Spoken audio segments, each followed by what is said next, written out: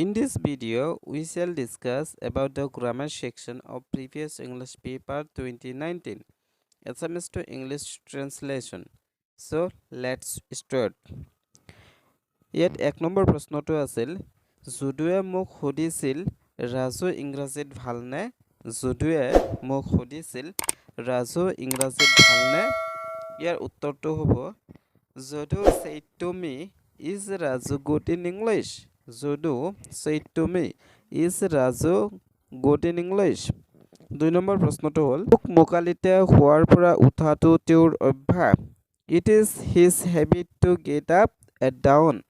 মিছা কথা কোৱা উচিত নহয় মিছা কথা কোৱা উচিত নহয় One should not tell a lie. One should not tell a lie. Who গছডাল ইমান ওখ How tall that tree is. How tall that tree is.